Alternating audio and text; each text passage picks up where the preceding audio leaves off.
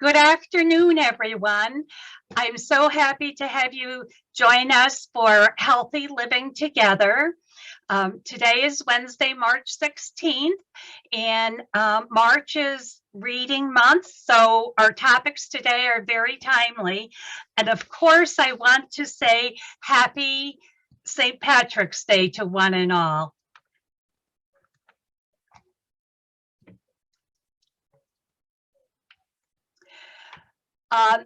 First, I'd like to let everybody know their audio is automatically muted. When you have a question, please use the question and answer function at the bottom of your screen to ask a question. And before our healthy lifestyle event is over today, you'll also get an email for a link, and you can watch this later on YouTube. Our wonderful presenters today are the co-directors of the Sanilac District Library. We have Jessica Rivett and Nicole Markel joining us. And then from the Great Start Collaborative, we have Kim Hurlburt and Julie Gutierrez-Albrecht sharing with us about reading with children.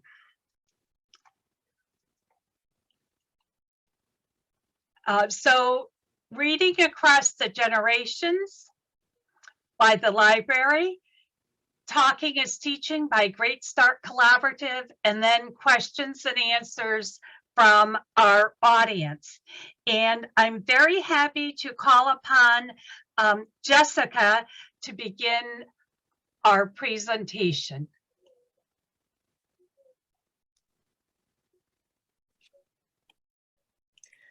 All right. Good afternoon, everyone. Like Louise said, my name is Jessica Rivett, and I'm here with Nicole Markel, and we are the co-directors of the Sandusky District Library. And we're going to be talking today about the benefits of reading, starting with elementary age children all the way up to our seniors. And we're going to also explain how we can help you here at the library. So first off, I'm going to just briefly talk about the benefits of reading. And why it is important for student success, and then how we can help here. Okay, so first off, reading definitely benefits student success. The first one is expanded vocabulary. In kindergarten, children are expected, or the goal is for them to be able to read 20 sight words by the end of the year. And sight words are those words that we kind of just skim when we're reading, and you don't have to sound it out and you don't have to think about the meaning. So words like and that and the. By the end of their first grade, they're supposed to be able to know 100. And the best way for them to learn and memorize those sight words is by reading and experiencing those words in text. So reading definitely helps them with learning their sight words. Also, a lot of times children, when they're reading books, they're going to come across vocabulary that's not going to be common in conversations that they have with their families or their friends. And the more they get, experience that, the wider the vocabulary will be. Secondly is memory skills. Even in the younger ages, if you're reading just a simple picture book, you have to remember who the main character is, where the story is taking place, what happened first, what happened second, and how the book ends. So that all is good practice for their memory skills. And the brain is a muscle that you have to use. So the more that they use it, the better their memory skills are going to be. And then as they get older and the books get more complicated, that's just going to strengthen their memory skills. And then lastly, I want to touch upon is reading does help improve their concentration. When they have to focus on a story that they might not have any reference to or experience, focusing on that topic is going to just make it so they're focusing on that just one topic. So if they're reading a book about a teenager's reading about a book about another planet and living on another planet, they don't have any outside experience, and that's going to really make them concentrate on the story. And this type of concentration, rather than trying to do many things at once, which we do nowadays, leads to better focus once they put the book down. So that helps in their everyday life. Another general benefit of reading is just critical thinking. And of course, we all use critical thinking every day. We use it to solve everyday simple problems. Like when we go to the grocery store and our favorite coffee creamer is not available, we have to decide what we're going to do. When children are reading, they are thinking about whether or not the story makes sense or the facts that they're given are true. And again, the more they practice those types of skills, the more they'll improve and the better they'll be at them. Another great benefit of reading with children is it increases their empathy. When they're reading a story about a main character and they're going through something, you know, when you're reading about main character, you are in that character's, you know, in their footsteps. So you're, you know, reading about their feelings and how they feel about a situation and how they think about others. And that then they can use outside when they're done reading the book.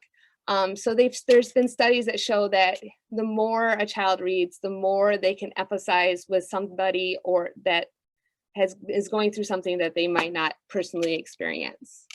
And then lastly, reading is just a great stress reliever. Putting down the video games and the TV, and if they're having a bad day or, you know, they fought with their best friend, to be able to open up a book and read for 20 minutes and travel to Paris or to another planet, just kind of, you know, relieves the stress for them. So another great benefit. Okay, so how can we help here at the library? So we love to give book recommendations. Doesn't matter what age, we love to give them for all ages. We do hear a lot with the older kids that, you know, my child doesn't like to read. And I always say, it's not that they don't like to read. It's just that they haven't found their author or their genre that they love. And what's great about reading nowadays, it's not just picture books and then right to chapter books. We have lots of baby steps and lots of different types of reading now that really helps children find their love of reading. So I just wanted to briefly show some of the different types of reading that we have.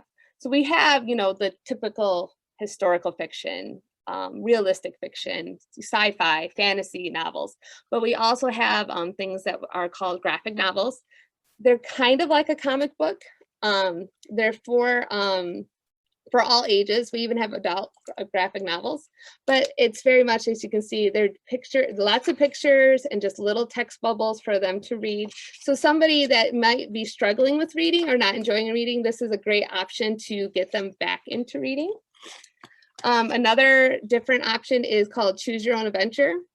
So you're going to read a few of the pages, and then what's great is at the end of a couple pages, you get a choice of what the characters are going to do. Are they going to go this way or that way? And it'll tell you what page to turn to, depending on what you've decided.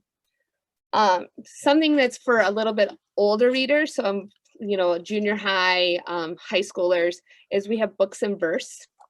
So like this is a full novel, but it is all in verse. So it's all in poetry and poems, but it's the entire story. It's just a little differently. And reading books like this are really going to fire up your brain a little bit differently than a regular textbook. And then lastly, we have books that we call high-low. So these are books, so for example, if you have a third grader that's reading at a first grade level, they don't want to read first grade level content, they want to read third grade level content, but they're just not quite there yet with their reading level. These books are great because they allow the child to read at the level that they're at, but the content that they want to read at. So like this is a high-low book that has a little bit more pictures, so it breaks up the text, so it's a little bit easier to read and go through. And that will help that reader gain confidence in reading and want to continue to reading. And then the more they read, you know, hopefully then that will also improve their reading level. One of our great programs that we have at the Sandusky District Library is called Book Bundles. It's a Google form that we have on our website. And what it is, it's a form that you would fill out with your child. And it gives, ask questions like what their reading level is, what genres they like to read, what subject matter are they interested in. And then we take that and we pull 4 to 5 books that we think might really interest your child. And if they don't like any of them, we'll try again. Or if they like them all, then that helps us to give even more book recommendations when they come in. And then lastly, we also last summer, we were lucky enough to put in a story walk at the Diamond Trail. As you can see by the picture, that's one of our posts. So what we do is we take a picture book and we break it up. And then each post has a different page of the story. And then you and your family can enjoy a story as you're walking outdoors. And it also gives, we always have questions to go along with the story. So they're really thinking about the story that you're reading. And it's just a fun way to read, a fun, different way to read that you normally wouldn't. So those are all the ways we can help here at the library. And I'm gonna give the microphone to Nicole now. So Jess, can I put you on the spot? Yeah. What we didn't add is story time is coming back.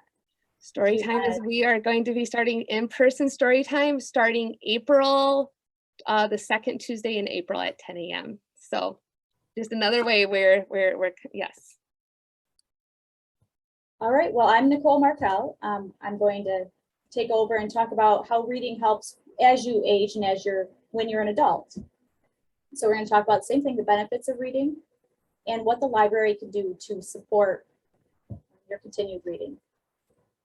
So a lot of the benefits of reading for adults are very similar to what Jess talked about for children, but I'm going to go a little bit more in depth.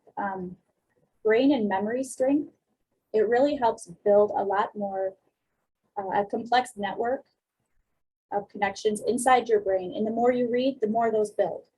And the more you continue to read, the longer you keep them active. Some studies have shown that regular reading is linked to a reduced risk of dementia. And then reading is one thing that, as our physical abilities and our social network contracts as we age, as we reach that point where we can't get out and do as many things as we once did, reading is one way that we can still keep our brains active, keep it sharp, and it's also a bit of an escapism. We can put ourselves places where we may not be able to do anything. Empathy is, to me, that's one of the biggest social benefits also, is the empathy that we can get from reading fiction. The immediate example I thought of when I started to put this together was what's happening in Ukraine right now. I watch a lot of news. I'm hearing a lot of news articles about what's happening, but it doesn't relate the same way that either fiction or narrative nonfiction do to me. You don't connect with it on a personal level. You have that individual person that you read their story, you follow through their thought process, their background, and it really gives you a much deeper sense of empathy for what they're going through, what their situation is. And then reading is also an activity in self-care. So it reduces stress.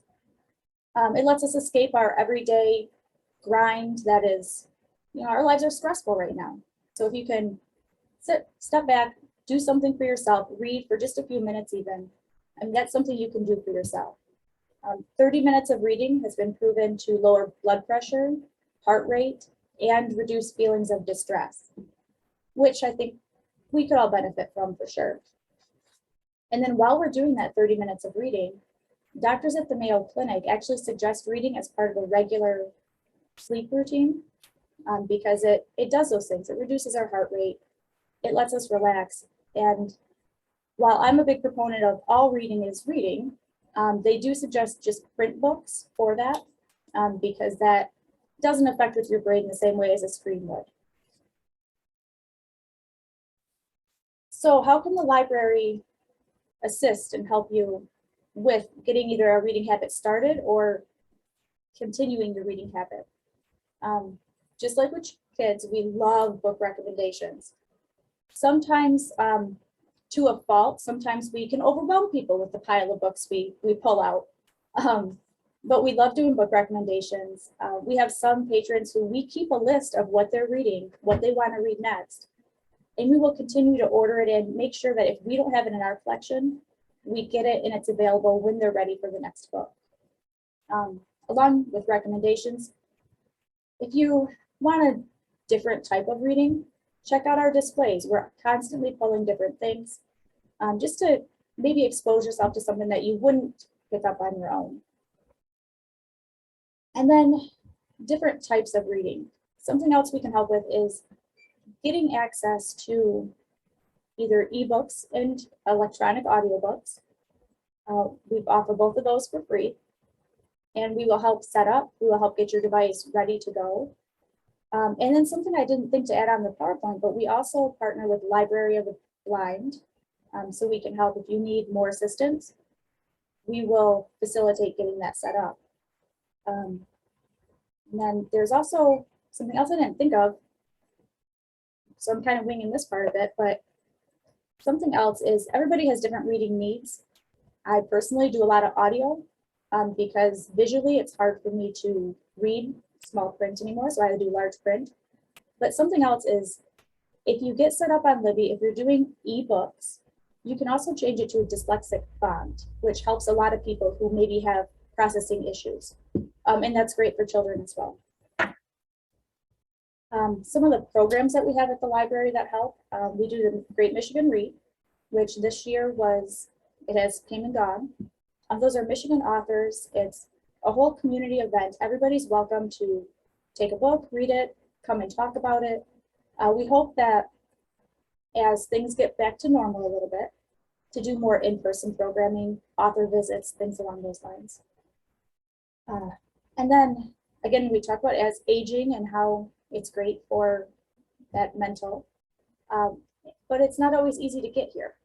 And that's why we do outreach to senior living facilities in town. Weekly, we will take a selection of books. We'll talk, ask what is it that you'd like to read, do recommendations, and those are delivered every week. And that's also a social connection to have Mary come and just say a quick hi, a quick phone call. Hey, what do you want to read today? If you have seniors in your life that can benefit from additional social contact, that's a great way to do it. If you're interested in meeting up with other readers, we offer 2 book clubs. One is for adult nonfiction, and the other is the Mingled Minds. Adult nonfiction is typically wide open to just come and talk about what you've read. There isn't a set reading list, there's not an assignment. Mingled Minds, they do read the same book and then discuss. And then the other thing in the library is it's just a good sense of community. You can walk in, you say hi, you can interact a bit with other readers, and it just kind of helps keep you on track as making sure that it gets you in that habit and seeing other people. All right, and then I'm going to talk a little bit about how to access our services. You can always go to our website, which is supposed to be revamped soon, it's coming. But if you want to get a library card, you can either come in and ask at the desk, we'd be glad to help. If you're in the Sandusky School District, there's no charge for a card, anybody can sign up. If you're outside of the district, we'd still love to have you come in, but there are a little bit more restrictions, which we can explain at the desk. And then we also have electronic resources, which that card sign up is at our website, and that will offer Libby is the app you would use. That's for electronic books, electronic audiobooks, and electronic magazines. And a regular card will come with that also. But if it's something you just want to do from home, feel free to do an electronic card. And then we will always be glad to help you set up any of these apps, get it going, because it can be a little bit tricky at first. I just last week helped a gentleman in his 80s do audiobooks. And I'll be honest, I was a bit surprised. He just whipped out his cell phone. He had it downloaded before I could even give him the directions. So I had a little bit of a preconceived notion that I should not have. All right, well, that is everything I have.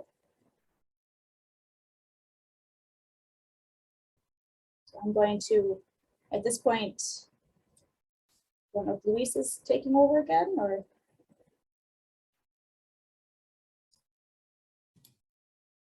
You're muted, Luis. Thank you. I'm happy to call upon Kim Hurlburt now from the Great Start Collaborative, and she'll begin talking to us about reading with young children and how important it is. And it's just so great to celebrate March's Reading Month with all of you avid readers. It's fantastic. Kim? Thanks, Louise. I'm actually quickly going to just kind of plug a event that we have coming up, and then I'm going to let Julia talk to you about Talking is Teaching. So we have, I'm going to share my screen. We have a event coming up April 23rd, and it's called Parent University. And it's going to be in Croswell at the Geiger Early Childhood Center, sorry. And so this is our agenda on the screen that you'll see. It's from 8 to 2. It's free to Sanilac County School District residents, $10 for non-district residents. And then if anyone wants professional development credits, it's an additional $10. We have a light breakfast, lunch provided, prizes, on-site childcare. It is starting to, my phone is ringing quite often now, so we're starting to get filled up. Don't hesitate, because I will show you the topics. We have 9 topics, and Talking is Teaching is one of those topics.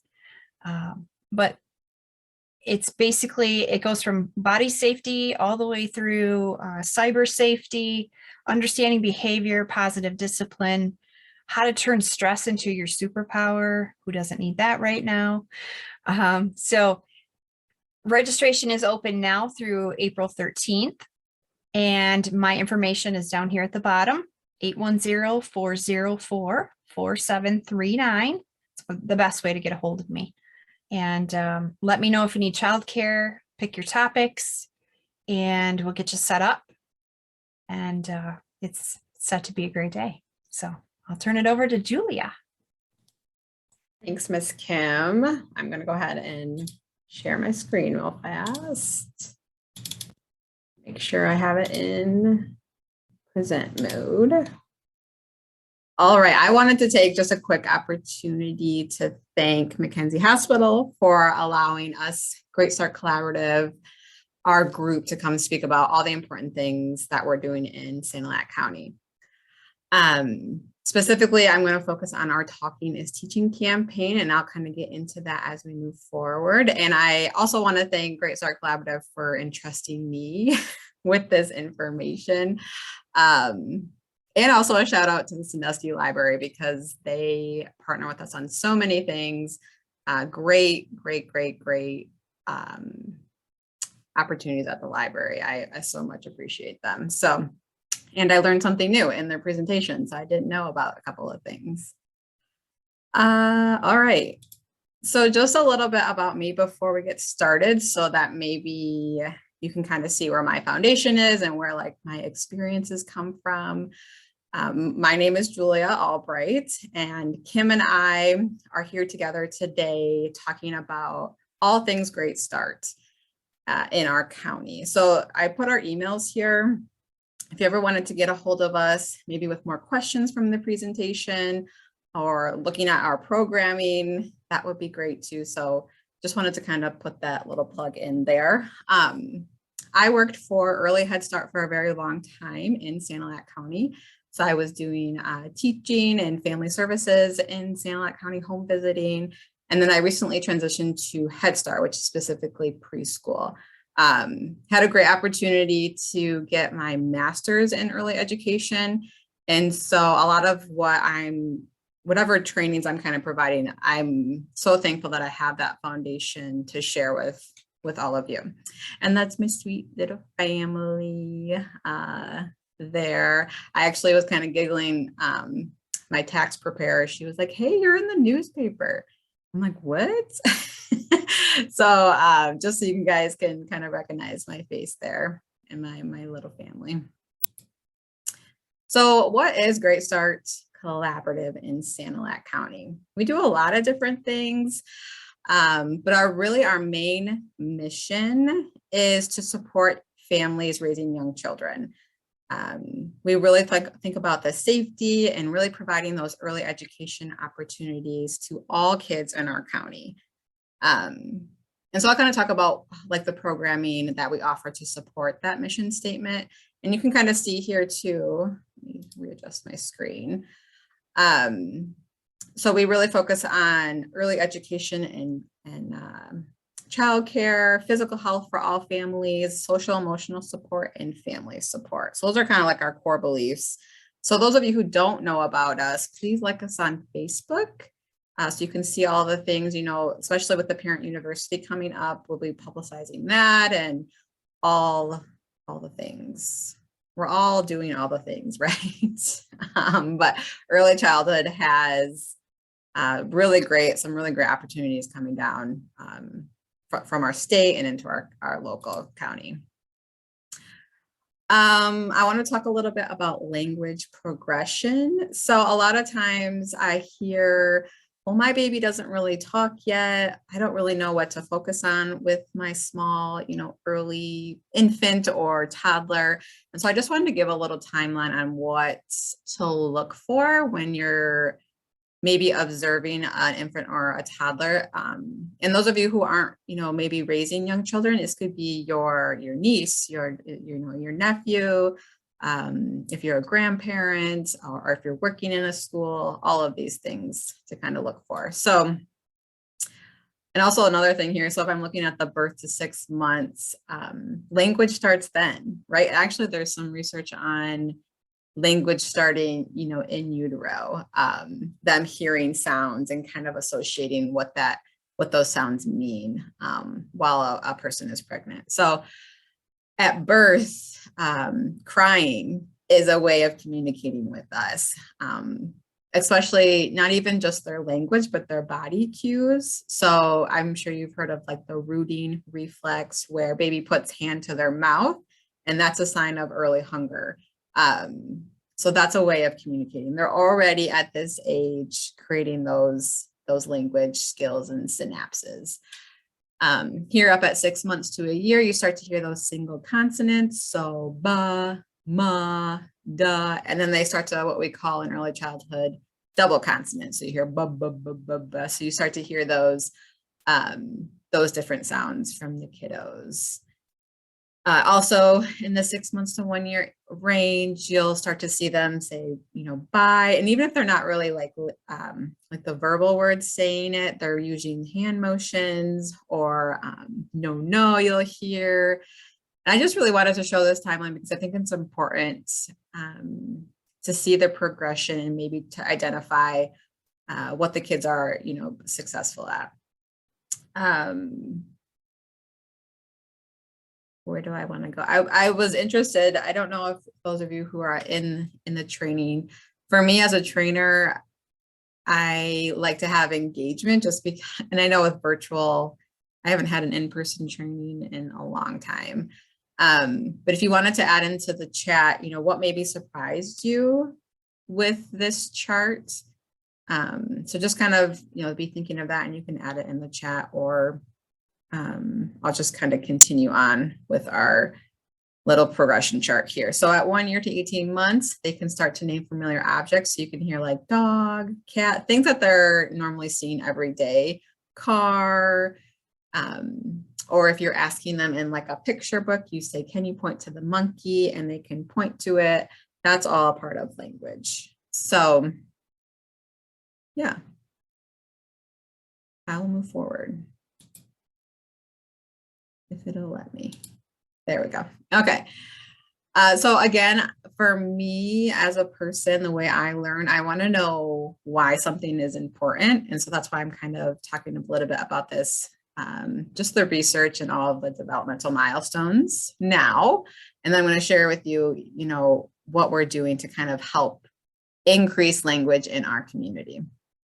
So there was some more research done here. You can see on the left, there's these pictures of these, they're called neurons. So you can see here at birth on the very left side of the picture, there's not as many neurons at birth, but by the age of 6, you can see that it's kind of like quadrupled in amount. And then actually as a child kind of gets older, so it shows here at 14 years old, there's this process called neural pruning. I'm not a scientist. Google could probably tell you more about neural pruning than I could. But basically what happens is those neurons start to become more efficient. So the ones that maybe just don't run as much start to prune away. But I just want to focus on, a lot of times people think that school, whatever that looks like for you, starts at kindergarten. But can you see here just how important brain development, like the complexity of brain development starts way before kindergarten. And so I just wanted to highlight that here. Okay. So one of the initiatives at the Great Start Collaborative, a part of the core parent group, which shout out to all the core parents. I actually see Stephanie on our Zoom today. A part of our initiative was, okay, we know that brain development and language development is crucial at this age. So how do we implement it in our community, right? Parents already have 1,000 things to take care of. Who's providing dinner? Where are the kids going for childcare? And so really having the core parents as the leadership, we wanted to bring opportunities for language development in a easy, sensible manner. So there is this, if you look down here, we have this picture on the right, it says, let's talk about food. There is this nationwide campaign called Talking is Teaching. So a lot of states have taken up this campaign, and Michigan is one of them, trying to just create the initiative in our community. So what is Talking is Teaching?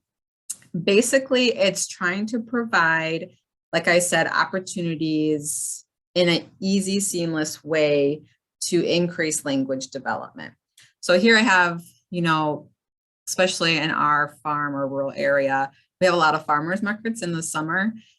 And so what this partnership kind of looks like is, if you're attending a farmer's market with your young child or your young grandchild, we would have the Talking is Teaching campaign present at those type of events. And what the Talking is Teaching campaign really kind of filters out is how to extend language with young children. So you can see here, they have these little thought bubbles. They have these cute little characters. And so you would say, what's your favorite meal while walking at the farmer's market? You could also say, let's make a grocery list before we go to the farmer's market. So it's really just, again, hopefully making talking just as important as, learning their ABCs and all the academic factors of learning. Talking is really one thing that we can provide to our young children that we can incorporate in everyday life. I think that's really what the Talking is Teaching campaign is trying to initiate. I think that's all I wanted to say on that one. Okay, I have a quick little YouTube video here. It's only a minute long, but we're going to do a little activity. So people who are on the Zoom, feel free to participate in the activity. People who watch the Zoom at a later time, this is something you can kind of just self-direct while watching this video. So again, we have, like I said, the Talking is Teaching campaign little picturesque here on this side. It says, let's talk about preschool. So just keep that in mind, and we'll go over that in just a second. But what I first want you to do when I play this video of this sweet baby and his dad talking, I want you to focus on the baby. And I just want you to watch the baby. You can look at the interaction between baby and dad, but just look at baby, and I'll have some questions after. So I'm gonna go ahead and play it. We need to work on that, right? Yes, okay. you understand it though? No. Okay. All right. Huh? Oh, not this one. This is the grand finale of it. Yeah, that's the last one. That's what I was wondering. I don't know what they're gonna do next season because they did some stuff this time. Exactly what I was thinking. Oh yeah.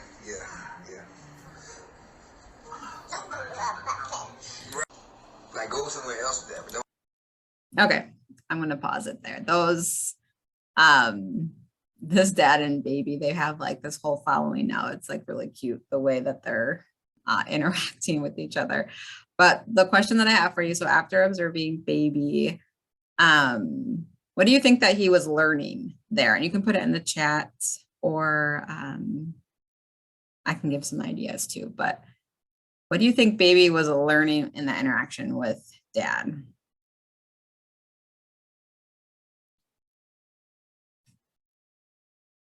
Oops, what did I do?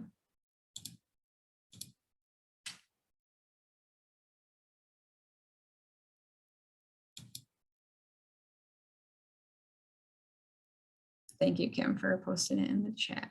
So maybe as those kind of come through, I'll just kind of make some connections here. You know, baby wasn't necessarily saying words like, I think this game is cool. He's just verbalizing. So a lot of times maybe we're looking, you know, as caregivers, we're looking for those verbatim words, but you know, he's just babbling, and that's a part of communication too. The other thing that I had thought of too when I was watching the video is baby's learning what we call serve and return. So baby saying something and then dad saying something back. What a great foundation for when they enter that door at kindergarten, right? Like turn taking, you know, giving that person the chance to respond to you, all the things.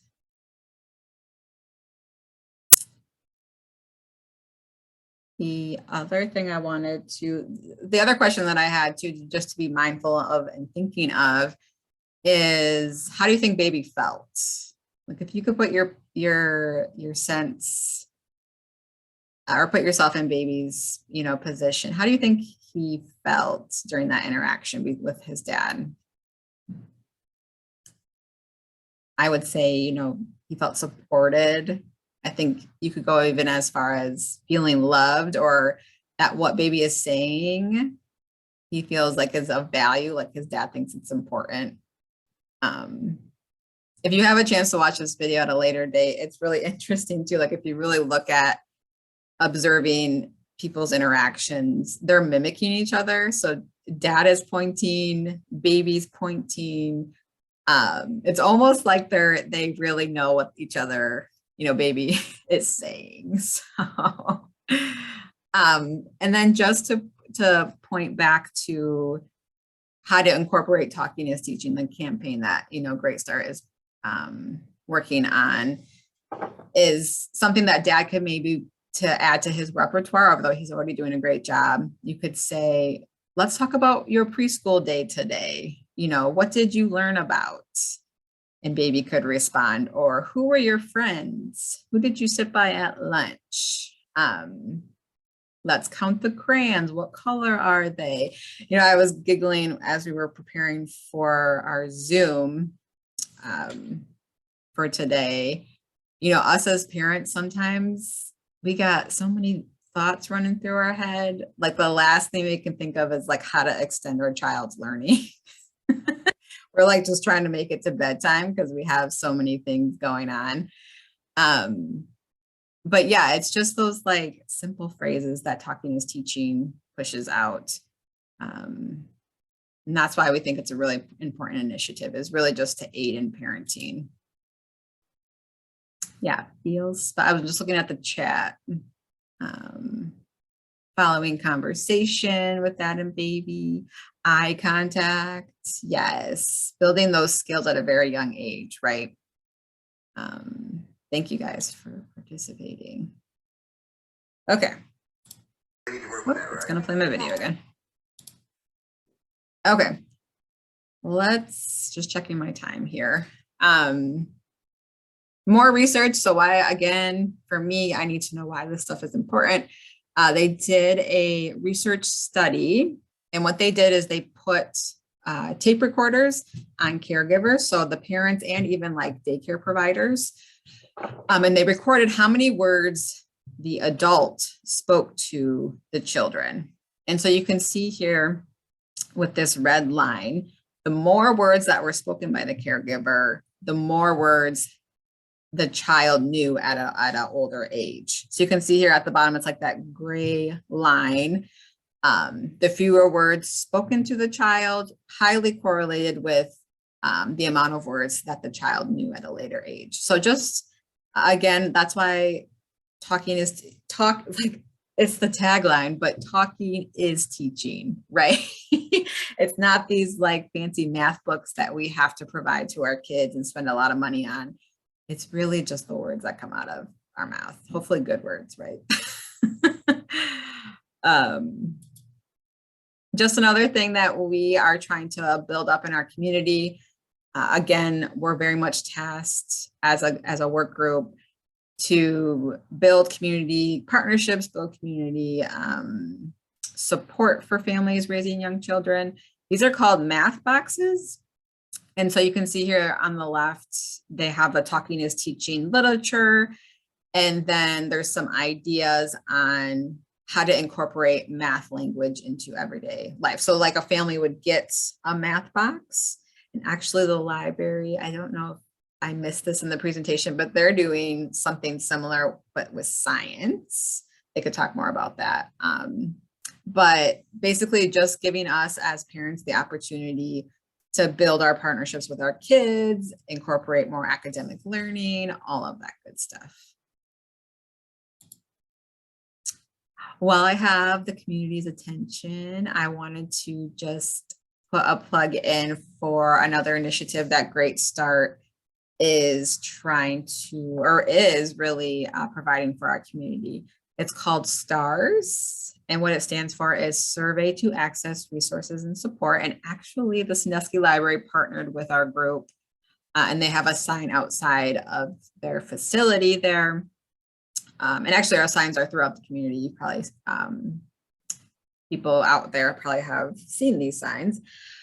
But basically what this is any parent or caregiver or grandparent or uncle, whoever you may be as an adult, whatever you identify as, if you're looking for early childhood resources in Sanilac County, we have one number you can call, or you can fill out a Google form and an early childhood resource person will contact you. So your child's turning 3 in the summer, and you're like, I thought that they could go to preschool, but I'm not really sure where they can go or who has a program. This would be a great number to call. So we can talk about all your options. You know, is childcare a better option for you? What's going to work with your schedule? If you're looking for housing resources, you know, how to become a homeowner. We do everything. It kind of is more than just early childhood. It's family support as well. And just for those of you who use or don't use QR codes, you can take, if you have a smart device, smartphone or iPad, you can go to your camera section or like your camera button and just hold it up. So that QR code, I don't know if you can see my mouse. But this is called a QR code. You can, and actually you can do it right now while you're on. If you see this on YouTube, I do believe it'll work, hopefully. Put your camera right up to there, and the Google Doc to fill out to access resources and support will pull up on your phone. You can just fill that out. Or you can always call or text this number. So I don't think I'm missing anything. And of course, we put Talking is Teaching material also on that sign. So we'll be on the lookout for that as well. 2 other quick things. The Sanilac Community Foundation has done some really great work in early childhood realm. They have what's called the Dolly Parton Imagination Library, and this is an endowment that raises funds for every child in our county to receive a book, birth to 5. So if you have a child who you know, birth to 5, and would love to receive a monthly book, that's a lot of books. You don't even know how many that is. That's a lot. You can sign up, and there's the link. I probably can't access the link on my PowerPoint. But you can sign up and your child will start receiving a book each month. You know, I think about all of these initiatives that we have in our county, not just through Great Start, but through the library, through the community foundation. And it really makes me excited about what we offer our kids in Sanilac County.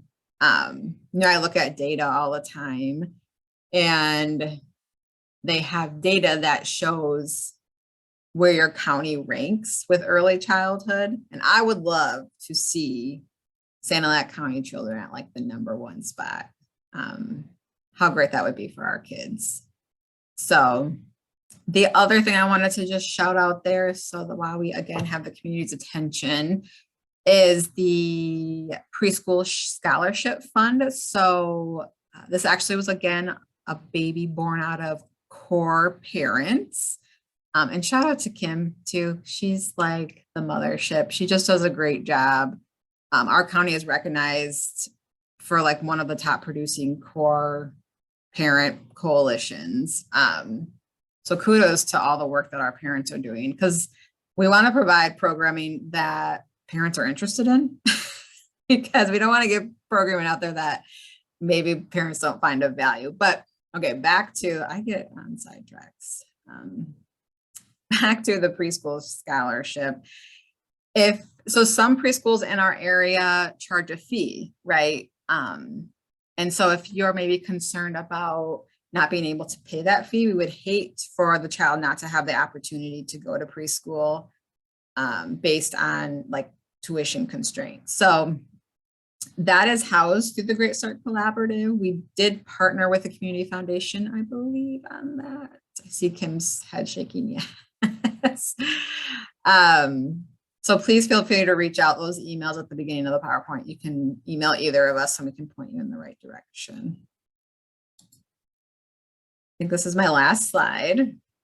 So again, what does community partnership look like? Again, I'm so thankful for the opportunity to speak today. And really, I'm calling on all Sanilac County residents to partner any way possible that you can in raising the next generation. So if you're a grandparent, if you're a part of a doctor's office and want to partner with us on Talking is Teaching, like we're really looking to integrate this campaign into our foundation, our early childhood foundation in Sanilac County. So, and then you can see here, we could even put stuff at the park. I mean, there's endless ideas on how to make this successful. So I think that was it for me. I'll stop my share. Thank you very much, Julia. That was wonderful. Really, thank you to all of our speakers, Jessica Rivett and Nicole Markel from the Sandusky District Library, and Kim Hurlburt and Julie Gutierrez-Albrecht from the Great Start Collaborative. We don't have any additional questions right now in our chat box, but if you would like to submit one, now is the time to do that. I wish everybody happy reading month in March. My take-home points today were reading can decrease dementia. I think that's important for us all to know. And reading is a great stress reliever. So visit the library and talk to your kids. And please come back and join us in April. We do healthy living every third Wednesday of the month. April will be a dynamic month too. It's all about your mental well-being in 2022. We have Carrie Grants talking to us about our man therapy program, which has been in the thumb for not quite a year yet. Nicole Beagle with Sanilac County Community Mental Health. Gail Innes will address the new Women to Women program. And Carolyn McKenzie, also from the Great Start Collaborative, will talk to us about the Sanilac County Child Abuse Prevention Awareness Services. So join us again April 20th. Thank you for joining us today. Nina Barnett will send you an email if you registered so you can watch this at your leisure on YouTube if you like. Thank you one and all. Have a good Wednesday. Thank you.